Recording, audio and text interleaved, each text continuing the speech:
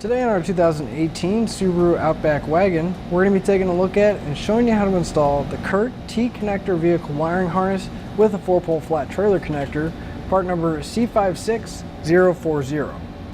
Our wiring kit is designed to stay on the inside of the vehicle at all times, and it is going to be easily stored right by our spare tire tools. Now whenever we are ready to use it, we can simply pull it out and drop our wire down. And so long as we stay away from the latch mechanism, our wire will be completely safe for us to close the hatch.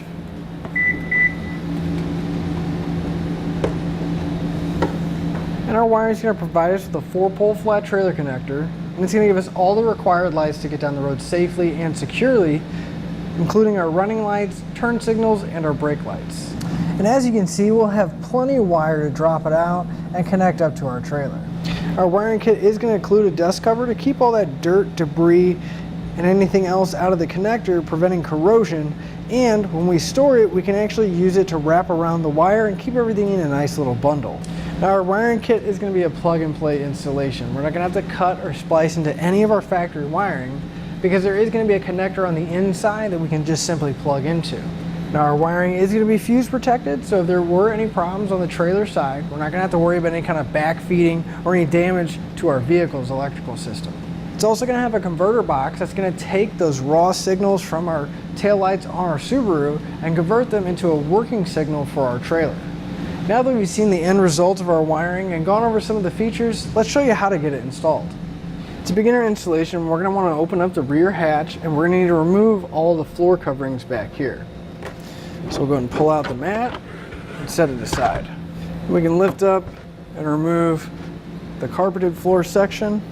And underneath that, we really only need to remove the driver's side panel now. We just lift up on the other carpeted section. But since we need to get under here, we'll go ahead and remove the passenger side so we can get everything else out of here. So we'll lift up the center section where our spare tools are. Set it aside. Now in order to get this foam panel out on the left hand side, we're going to have a couple push pins, one towards the back, and then if we look farther up in this kind of hole right here, we're going to have another push pin.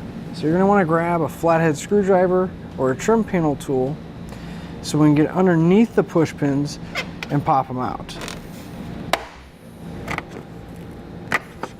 And with those removed, we'll go ahead and pull that foam panel out and we'll set it aside. Now farther up towards our back seat, we're going to have this tie down hook, and if we pull the plastic cover down, we'll expose the nut that's holding it in place. I'm going to take a 10mm socket and pull that out. If we look inside the hole of that cargo hook that we removed, we'll see a couple wires, and if we look up, we'll see some blue tape. Our factory connector is connected to that wire with that tape. So I'm just going to reach in with a knife and I'm going to cut the tape, making it a little bit easier to get access to that plug. And once we go ahead and cut it, we can reach underneath here and pull the connector out. This is a tight fit, so it kind of helps if you put your hand inside the cargo hook hole and reach up from the bottom as well. So this is going to be the connector we're looking for, and again, this is going to be a really tight fit. But once we cut the tape here, we should be able to come back just behind that back seat, reach up, and grab this connector. So we're going to take the plug in our wiring harness, and we're going to plug it into the factory plug, make sure that it locks in place. Now before we tuck any of our wires back or anything else, we're going to need to find a suitable spot for our ground. Now as you can see, we're not going to have a whole lot of wire to work with, but we should be able to reach a nice flat metal spot over in this area, or possibly push that panel back and come into this area so we can take that self-tapping screw that comes in our kit. So I'm going to take a 1/4-inch nut driver and that self-tapping screw, and I'm just going to come in to this flat spot on the sheet metal here, and I'm going to start my hole so it'll be easier once I get the ring terminal in place.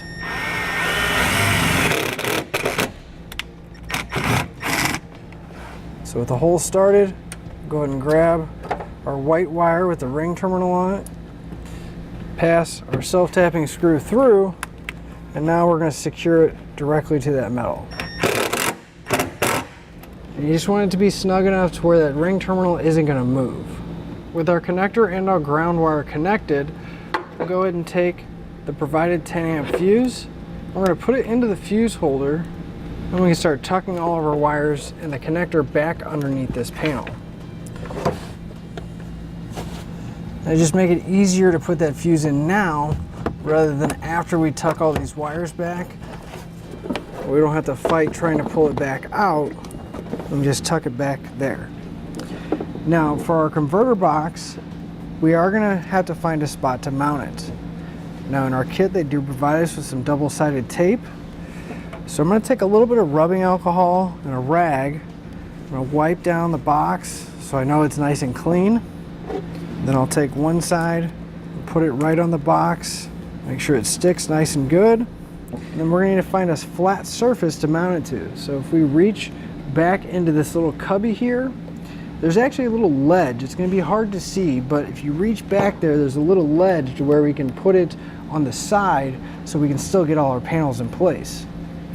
So again, I'm just going to take that rag, wipe down that panel, and we can remove the other side of the foam tape. So with the tape removed, we can take the converter box and we're going to feed it down into that pocket. We're just going to push it right up against that flat material, making sure again that it's out of the way so we can still get our panels back in place. And for our 4-pole wire, I'm just going to route it underneath the plastic panel here in the threshold. And for now, I'm just going to leave it by the spare tire so I can get all my panels back in place. So we can start by putting that foam panel back in on the driver's side. Just want to make sure you get everything lined up so that we can get those push pins back in place. We can set our center section with all our spare tools. I'm actually going to take my 4-pole wire. I'm going to go right in between this seam here. That way my wire can store right here with the rest of my tools.